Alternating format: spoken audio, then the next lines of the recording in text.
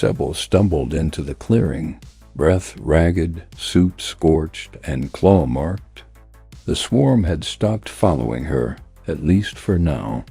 Ahead, the cave entrance flickered with orange light. "Steve," she cried. He appeared at the cave mouth.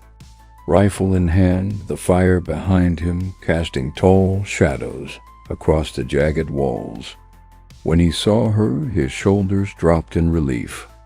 "Sebel," he shouted, rushing forward. She collapsed into his arms, trembling, breathless. They almost got me," she said between gasps. He held her tightly, his voice low. "You're okay. You made it." The two of them sank by the fire, the glow washing over their scratched suits. For a moment, neither spoke.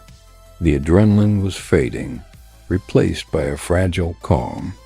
"We'll stay here till morning," Steve said finally. "The fire should keep them away." Sebel nodded, too exhausted to argue. She leaned against the cave wall, eyes half closed, the warmth of the flames lulling her into a fragile sense of safety. But it didn't last. A faint rustle echoed deeper within the cave. Then another. Then dozens. Steve straightened, frowning. "You hear that?" Before Sebel could answer, the shadows on the far wall began to move.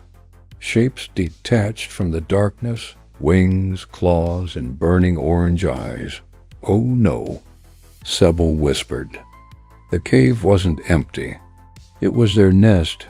With a sudden, deafening shriek, the first of the bat-like creatures dived at them, talons flashing. Steve fired. The shot lit up the cave in white-blue light. The creature exploded in a burst of flame and feathers. But more followed. "Behind you," Sebel shouted. He turned, firing again and again. The air filled with the smell of burning flesh and ozone. But the swarm kept coming, screaming and slashing. They weren't afraid of the fire. They hated it. "They're protecting the nest." Sebel yelled over the chaos.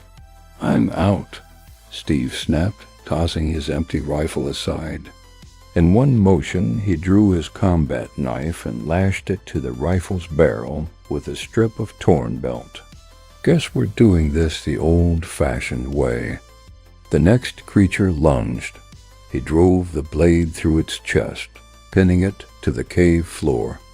Another swooped from above. He rolled, slashing upward, the blade cutting deep. Sebel fought beside him, swinging a burning log like a club.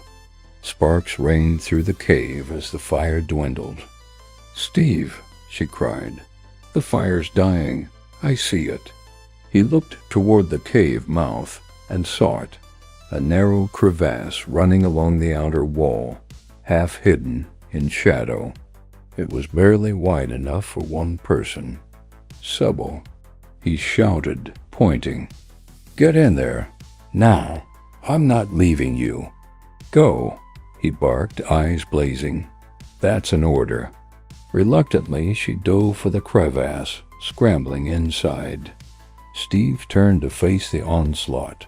The creatures came in waves now, shrieking, clawing, tearing. His suit alarms blared, integrity critical. Breach in progress. Blood ran down his arm, hot and sticky inside his glove. He swung wildly, driving the blade into one creature's neck, kicking another back into the flames. His breath came in ragged bursts. "Come on," he roared, stabbing, swinging, blocking. "Come and get it." But exhaustion set in. The world swam in and out of focus. His legs gave way. One last creature lunged, and then everything went black. Sebel screamed his name and crawled out from the crevasse. The cave was littered with charred bodies. The air was thick with the stench of blood and smoke. "Steve," she cried, dropping beside him. He was still, face pale, his suit torn open at the shoulder. She pressed her gloved hand to his chest. No rise, no pulse. "Come on, Steve," she whispered. "Don't do this. Don't you dare."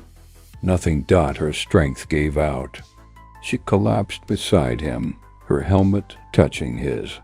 Outside, the first light of dawn crept into the cave, turning the walls pale gold. Sybil closed her eyes, a single tear tracing down her cheek inside the visor. The cave fell silent. Only the distant hum of the red giant's winds broke the stillness, and the faint flicker of the dying fire beside two explorers. Alone on a faraway world,